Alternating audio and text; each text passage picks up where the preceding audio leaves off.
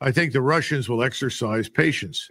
And if the British and the French try to take the whole British army, which is what, roughly 75,000, and the whole French army, which is what, 120,000, and move it all to Western Ukraine, I don't think the French population or the British population will tolerate it. Remember, the Poles, this is Donald Tusk, who's not exactly a opponent of globalism in Poland, has already said the Poles will contribute nothing, no troops to anything in Western Ukraine.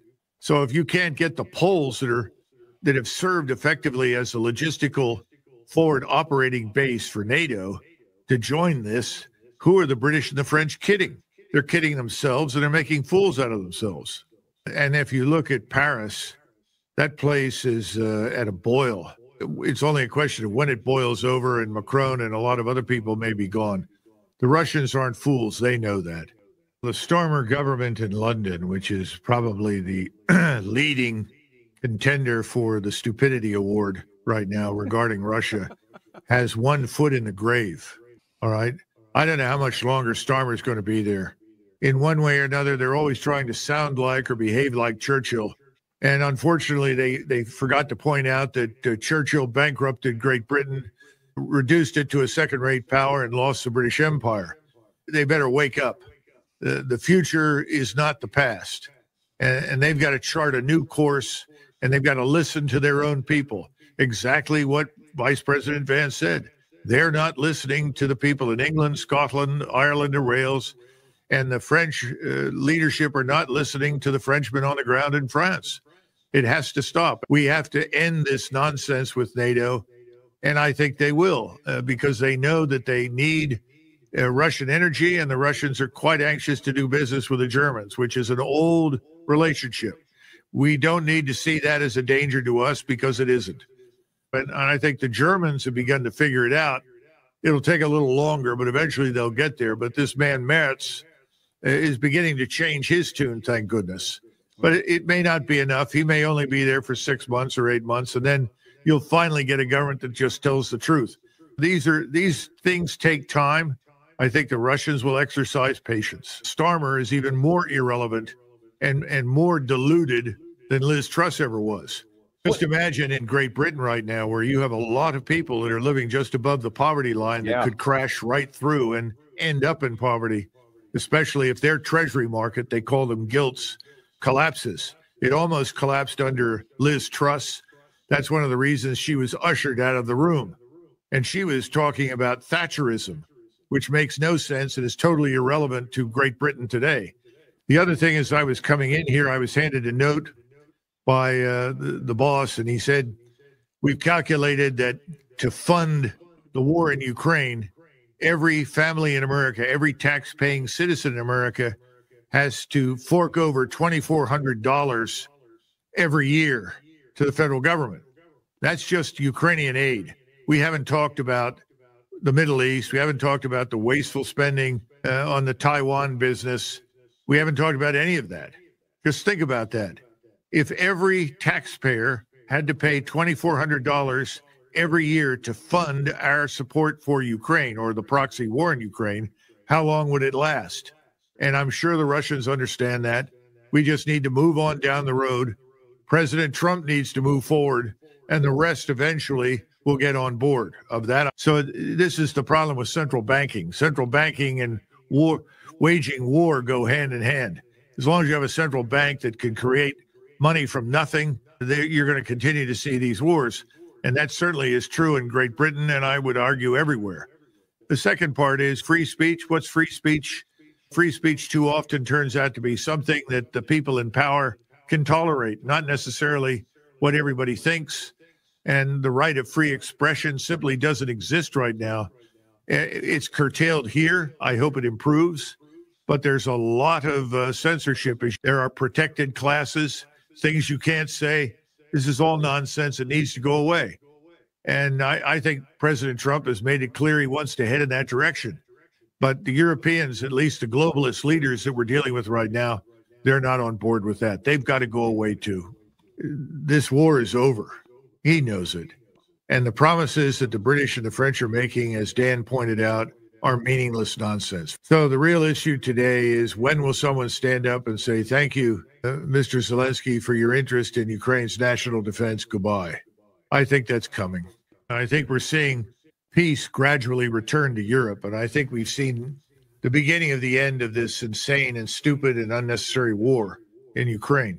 Those who are globalists, who oppose peace under any circumstances with Russia, who are determined to destroy Russia and want to sabotage our effort at normalization, have come out and said, no, he's a hero, and we're going to support him to the bitter end, and we're going to send him all this aid and equipment. This is a joke, and that will become increasingly clear. From the Russian standpoint, they're not paying much attention to the Europeans. They know the facts. They're much more interested in normalization with us because they know ultimately the Europeans will come along with us. And it's inevitable that they will, because they too, their populations share our interest in peace, prosperity, and stability in Europe. The only way to get there is to follow President Trump's lead. The first thing that must happen is that President Trump, and I would hope now in light of this destructive meeting, he immediately ends any further military aid and assistance to Ukraine. No more. Stop immediately. And then secondly, I would tell everyone who is an American citizen in Ukraine, whether they are military, intelligence, or simply diplomatic, doesn't make any difference. Contractors, get out. Leave the country immediately, because this man, Zelensky, presides over a thugocracy run by this vicious secret police and these and I would not at all put it past them to start harming American citizens who have been helping them. So I would get them out immediately as well. In the meantime, President Trump has taken steps to remove forces from Germany, to begin closing bases there. He's quite serious about this. He was serious 4 years ago when I met him in the Oval Office in 2020. He made it very clear that was his goal. He's correct. He wants to move in the right direction. He wants Europe to be its own first responder, and that can be done. But he has now broken with the globalists, because the globalists have been perpetrating this false narrative that depicts Russia as evil incarnate. They are not. They are not Cold War Russia. They are not Soviet communists. They are Russians. And they want an end to this war as badly as anybody else. They have no desire to march further west. That doesn't mean they will not if their security is at risk. They simply want their legitimate security interests recognized. And that's what President Trump has set out to do, just as they recognize our legitimate security interests and those of the Europeans. They want an Austrian-style neutrality for Ukraine. That has worked brilliantly in Central Europe. It can work brilliantly in Ukraine. And I think President Trump knows that. It's a matter of time now for the Europeans to sober up and come to terms with reality. But their populations are way ahead of the governments. Even Tusk in Poland, who is hardly an opponent of globalism, he is a globalist, has said under no circumstances would Polish troops contribute to any peacekeeping force in Ukraine. Hallelujah. Thank God. It's time to get this out in the open, but an end to this nonsense. The Fugazi is in London. The Fugazi is in Paris. And I see no evidence that the Germans want anything to do with that nonsense. The British Treasury market, they call them gilts, is in serious trouble. The British Precious Metals Exchange, which involves the gold exchange in London, is in trouble. The country is in trouble. And he is not in a position to ship billions of pounds into the black hole of corruption and incompetence in Ukraine. He knows it. He needs to stop talking about it. And I think behind closed doors, Starmer was asking for assistance in that regard that we can probably give to a limited extent, but we can't bail them out any more than we can bail ourselves out, because we too are facing a similar dilemma in the financial system in the United States. I think we've had a series of prime ministers. They all want to sound like Churchill, and they want to be heroic figures and posture for the public. But they forget that Winston Churchill bankrupted Britain, destroyed national power of Britain, and ultimately destroyed the British Empire. So they better sober up, because they're about to destroy what's left of Britain if they don't stop. I give Starmer 2 weeks, 3 weeks at the most. He's not going to survive this. He's in the same position Liz Truss was when she took over and then started talking about Thatcherism, and the gilt market erupted, and she was quickly ushered off stage. They barely held the financial system together. This time around, it's going to be very difficult to do. We are the ones that are in control of Ukraine. We can step in. We can stop the Ukrainians in their tracks right now, ceasefire, back off, and put an end to the war. We're not doing that. We're actually making it easier for whatever is left over there, and there's not much, to continue the war. And more important, we're adding insult to injury. We're saying you can't do anything on the battlefield, but you have these devices that allow you to fire hundreds of kilometers into Russia. Go ahead and do it. It doesn't make any sense, Dan. I think we're missing that, the whole point of neutrality. And then secondly, what are we doing? We seem to be intent on sustaining this war. We are continuing military aid and assistance. Now we're going to provide sensitive intelligence. For what purpose? So that the Ukrainians can launch more long-range strike drones or missiles that will Russians inside Russia? Is that our goal? Because if that's the goal, that is not going to produce peace. It's not going to produce an agreement of any kind. Whatever emerges on the map in the future that we call Ukraine will be neutral on the Austrian state treaty model. There was no thought about deterring the Russians from invading Austria. Once that treaty was signed, the Soviets left, and they didn't come back, and they had no intention of ever returning. And by the way, they were only just over the border inside Hungary. So they could have easily come back at any point in time that they wanted to do so. There's no future for Zelensky. The Russians regard him as fundamentally illegitimate. Putin, whether you like him or not, won an election with 88% of the vote. Now, people will scoff at that. They better stop, because it's real. Zelensky, I don't think, could get elected to be dog catcher in Ukraine. They need a new government. Again, I think some thought should be given to bringing Ambassador Zaluzhny.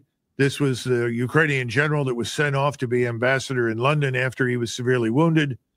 He may be someone with whom the Russians are willing to sit down and talk, but Zelensky is not one of them. He has no credibility at all. And that's why President Putin and Foreign Minister Lavrov are delighted to talk with President Trump and his team. They want to bring an end to it. We need to go back to what we were discussing before, and it will stop. And I think the Europeans will get on board. This nonsense with Starmer just needs to be dismissed as more fugazi. It's not real. It's not rooted in reality. But the longer this takes, the more Ukrainians will needlessly, and the further the Russians will move, and of necessity subsequently decide they need more and more space as a buffer against a Ukraine that they may not trust to ever be truly neutral. That's where we come in. We have to be the ones that make it abundantly clear that Ukraine will be neutral, and we can do that. Eisenhower did that for Austria. Trump can do that for Ukraine. And I've been saying that for the last couple of years. And the Russians have made these terms very clear. They're not unreasonable, in my judgment, by any stretch of the imagination. And they've sacrificed 100,000 dead. They're not going to give up what they have won. And the Russian population in eastern Ukraine doesn't want them to leave. So I think that's a done deal. We need to get on with it and accept it.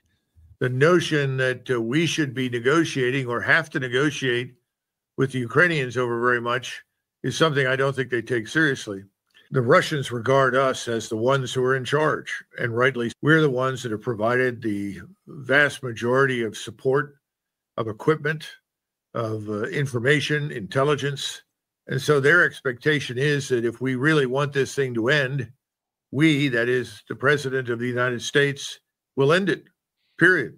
The other thing is that we have this bad habit. People go into a talk, a conference, negotiation, they come out and say, oh, we have a breakthrough, this works.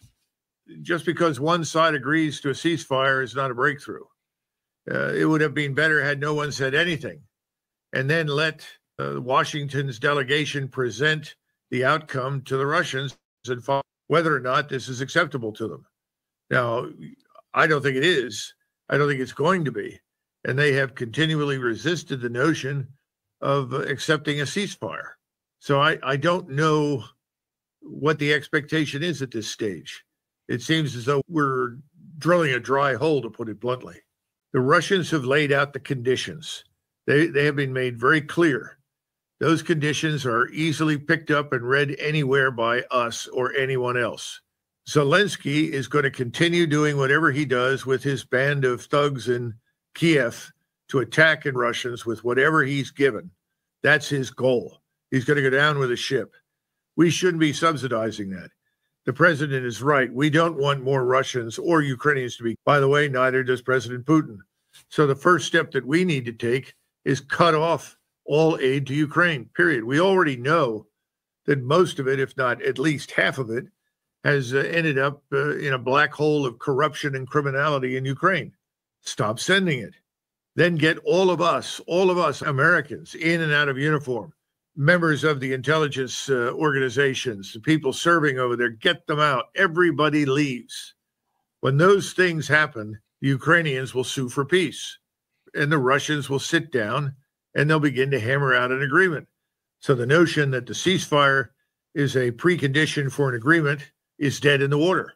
So all he said is, I guess we're dead in the water, which is a very unprofessional response at this stage. But again, there doesn't seem to be an appreciation for the fact that you keep talking about ceasefire, and for months and months, the Russians have said, no, thank you. There will be no ceasefire. We will negotiate, but we're going to fight while we negotiate. We're not going to accept anything until the fighting is over. And the ceasefire is not the first item on the agenda. That's the last item. So I don't know how you resolve it other than to say, then let's go back to the drawing board and look again at the conditions that Moscow outlined. I think that's what they should go back and do. So the notion that if we don't get X, then we have to support this is ridiculous. We don't have to support this at all. We shouldn't support it. We should never have supported it. And that was Trump's brilliant opportunity to step forward and say, I have no interest in subverting Russia. I have no interest in destroying Russia. I have no interest in using Ukrainian lives, even though they've got none, to destroy Russia. That's not my goal. My goal is peace. So the first step in that direction is cut the aid and pull us out. Get us out of there completely. And the other Europeans will then subsequently follow. That's tangible. That's real. You do that, and the Russians are going to say, I guess they're serious. They really want to stop this war. And then you sit down and you negotiate. And I think it could be done. Russia has already claimed victory in eastern Ukraine. It's theirs. They hold the initiative. They can move strategically in any number of different directions. We talked before about the concentrations of force in eastern Ukraine, down in Kherson, all the way to Zaporizhia, and up north in and around Kharkov. They can move as they wish at Putin's command. And there's nothing that we can do about it unless we want to declare war on Russia.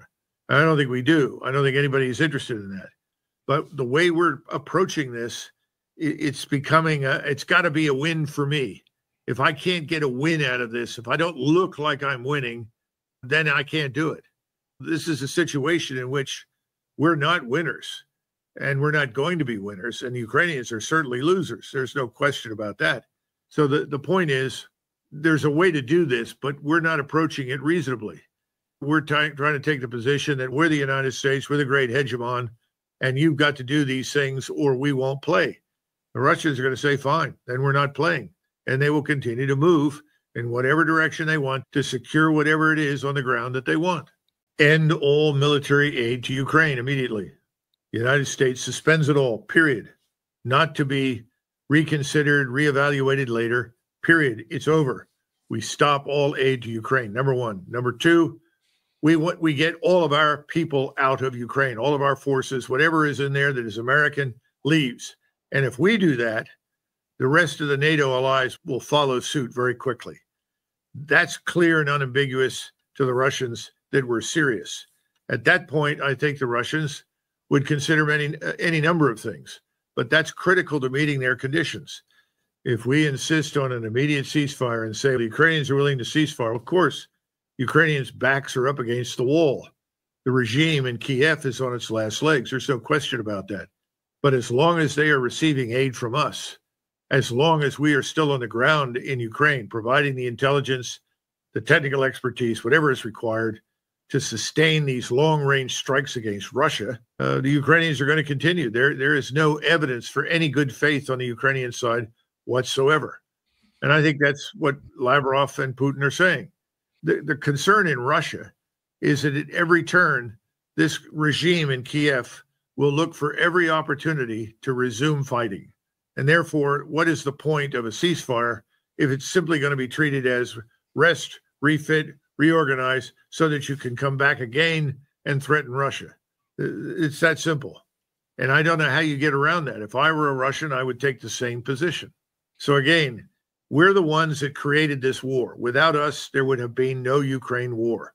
We're the ones that staged this coup and installed a government that otherwise would not have come to power.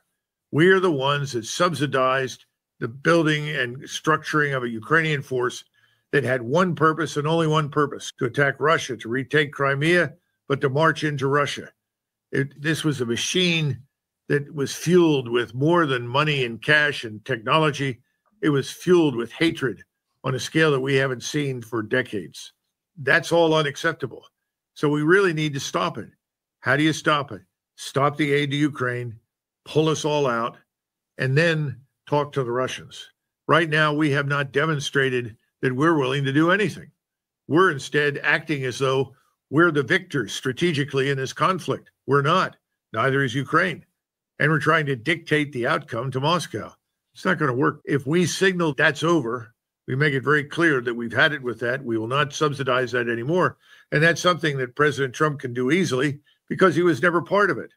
The longer he waits, with each passing day that we dither and refuse to take decisive action, cut the aid, pull everybody out, the more and more this looks like President Trump's war. And that's not a good thing.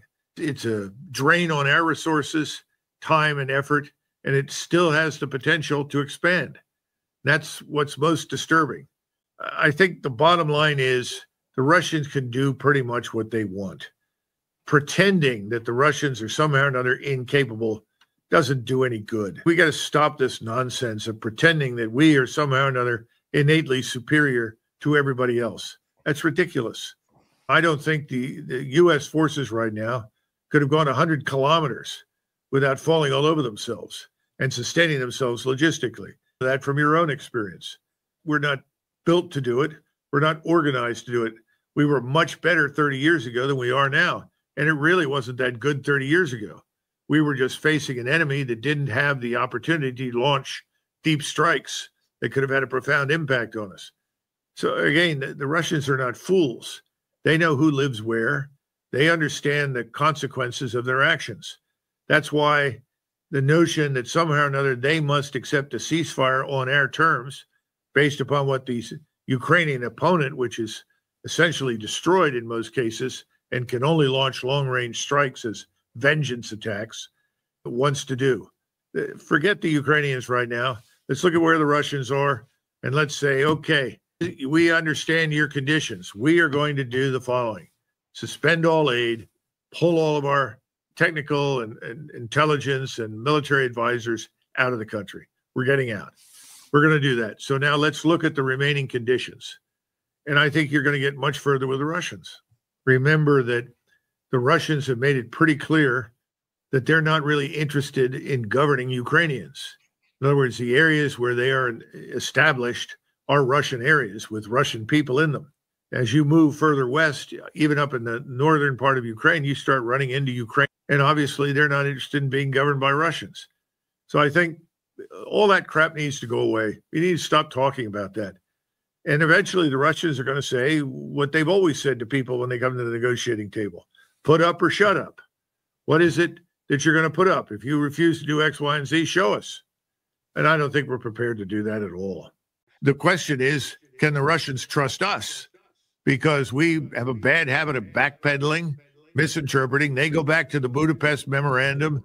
They go back to the Minsk Accords.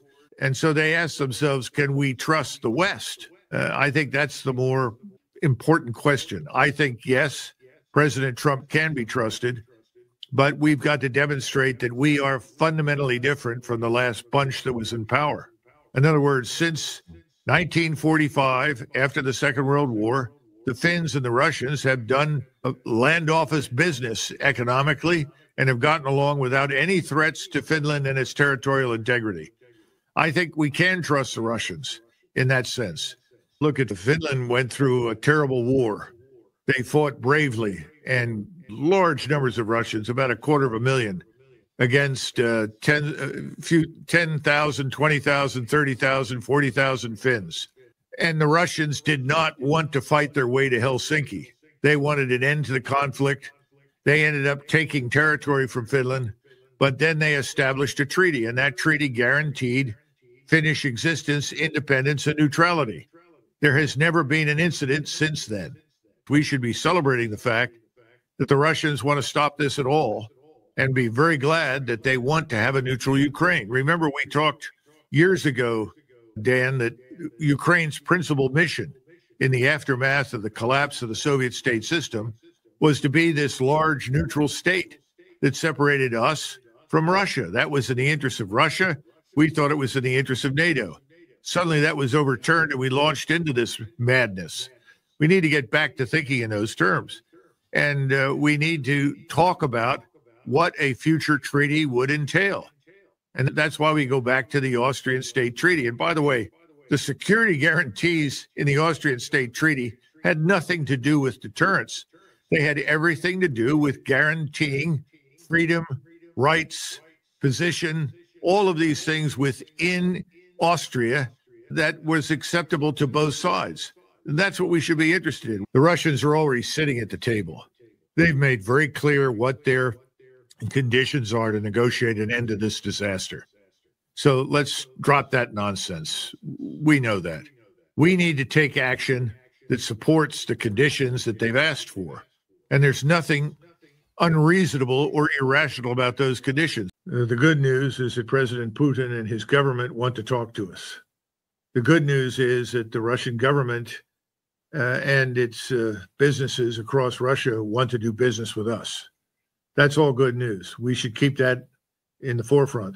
The bad news is the ceasefire insistence forget it. There will be no ceasefire. Look at the conditions. How do we meet these conditions? And the key to meeting those conditions is what I've said before: end the aid and withdraw people. If that doesn't happen, I don't think much will change, except that the map will probably be altered and the borders will be further advanced to the west. So I think we need to send that signal back to Moscow. And remember something else, and this never seems to come up for discussion, which is so depressing. Russia is a Pacific power. Russia is a Central Asian power. Russia, for all intents and purposes, because of its reach into the Caucasus, is practically a Middle Eastern power. In other words, Russia is more than just a European power. Under those circumstances, Russia can be enormously helpful to us in terms of our strategic interests, what we want to achieve. And we seem to ignore that. In other words, it's enormous benefit to the United States, the American people, to cooperate with Russia. That's what we should be thinking about right now. That's where we need to focus. President Trump is too good of a businessman to do otherwise. He needs to stop and recollect that very carefully, because it's terribly important. As soon as you halt military aid and assistance to the Ukrainian state and you withdraw all of our advisors, military advisors, intelligence advisors, technicians, get them all out, I think the entire Ukrainian house of cards will collapse. There's nothing left. So I think that's the key to ending the war. And I don't understand why we won't do that, because this argument that there's something legitimate about Zelensky and his regime is fundamentally false. His regime is more oppressive and more objectionable and obnoxious morally than I think almost any other that I've seen in many decades. We shouldn't be supporting it under any circumstances. So I don't have a problem with the conditions that the Russians have stipulated, and I'm quite confident that they'll abide by those. But again, you want an agreement that we can sign along with the people that border Ukraine. In other words, the Poles, the Slovaks, Moldova, Romania, Lithuania. They should all sit down, and we should. And by the way, the Germans, who have a long-term strategic interest in the region, they too should be co-signatories. And if they do that, and we do that, and the Russians do it, it'll work. I'm quite confident of it. The Austrians ended up with a very small army, which was really largely paramilitary, and they were granted neutrality. They were granted the opportunity to govern themselves as they saw fit. And the Russians agreed, or the Soviets agreed at the time, that there would be no interference in the internal affairs of Austria, and they could develop independently. It worked. I see no reason why that would not also work in Ukraine. So I don't think that's unreasonable by any stretch of the imagination, especially when the Ukrainians have lost over 1 million and the Russians have lost roughly 100,000. I think everybody has an interest in putting this to bed once and for all. And the Russians aren't going to live with a 500 or 600,000 man army armed to the teeth, focused exclusively on Russia when the war ends. So that's nonsense. So no, I think it is doable, but it's not going to happen with Zelensky and his crowd. The underlying argument against this is always the same fiction. The Russians want to conquer Europe. No, they don't. Who in their right mind wants to do it? Why? To drink a latte in Paris? You know, look at the mess that Europe is in right now. Who in their right mind would want to have to manage? It's the last thing in the world.